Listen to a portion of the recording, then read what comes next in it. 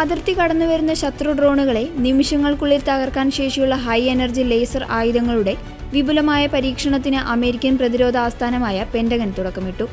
Federal aviation അഡ്മിനിസ്ട്രേഷനുമായി ചേർന്ന് new മെക്സിക്കോയിലെ white sand missile റേഞ്ചിലാണ് ഈ നിർണായക പരീക്ഷണം നടക്കുന്നത്. കഴിഞ്ഞ മാസം പരീക്ഷണത്തിനിടെയുണ്ടായ വൻ സുരക്ഷാ വീഴ്ചകളുടെ പശ്ചാത്തലത്തിലാണ് ഈ പുതിയ നീക്കം. ഫെബ്രുവരി 25-ന് ടെക്സാസ് അതിർത്തിയിൽ വെച്ച് ലേസർ വിരുദ്ധ ഡ്രോൺ സംവിധാനം പരീക്ഷിക്കുന്നതിനിടെ അമേരിക്കൻ കസ്റ്റംസ് ആൻഡ് ബോർഡർ പ്രൊട്ടക്ഷന്റെ ഒരു ഡ്രോണിനെ സൈന്യം അബദ്ധത്തിൽ വെടിവെച്ചിട്ടിരുന്നു. ഇതിനു മുൻപ് ഫെബ്രുവരി 18-ന് നടന്ന മറ്റൊരു സംഭവത്തിൽ ഒരു പാർട്ടി ബലൂണിനെ ഡ്രോണെന്ന് തെറ്റിദ്ധരിച്ച് ലേസർ ഉപയോഗിച്ച് വെടിവെച്ചിടാൻ ശ്രമിച്ചതും വലിയ വിവാദമായിരുന്നു. ഈ രണ്ട് സംഭവങ്ങളും ഏജൻസികൾ തമ്മിലുള്ള ഏകോപനമില്ലായ്മയാണ് കാണിക്കുന്നതെന്ന് US കോൺഗ്രസ് വിമർശിച്ചിരുന്നു.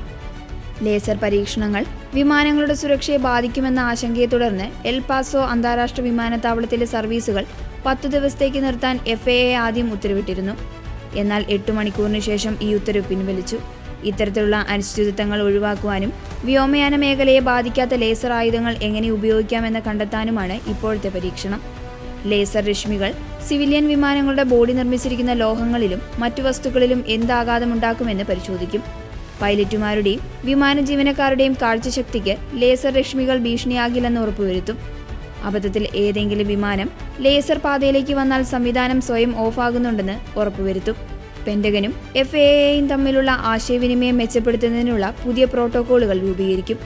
മെക്സിക്കൻ ലഹരിമരുന്ന് മാഫിയകൾ അതിർത്തിയിൽ വൻതോതിൽ ഡ്രോണുകൾ ഉപയോഗിക്കുന്നത് തടയാനാണ് അമേരിക്ക ഈ ലേസർ സംവിധാനം വികസിപ്പിക്കുന്നത്. പരമ്പരാഗത മിസൈലുകളെ അപേക്ഷിച്ച് ഓരോ തവണ വെടിയുതിർക്കുമ്പോഴും ചിലവ് വളരെ കുറവാണെന്നതാണ് ലേസർ ആയുധങ്ങളുടെ പ്രത്യേകത. സമാധാനപരമായ വ്യോമഗതാഗതത്തെ തടസ്സപ്പെടുത്താതെ അതിർത്തി സുരക്ഷ ഉറപ്പാക്കാനുള്ള വലിയൊരു ചുവടുവയ്പായാണ് ഈ പരീക്ഷണത്തെ അമേരിക്കൻ അധികൃതർ കാണുന്നത്.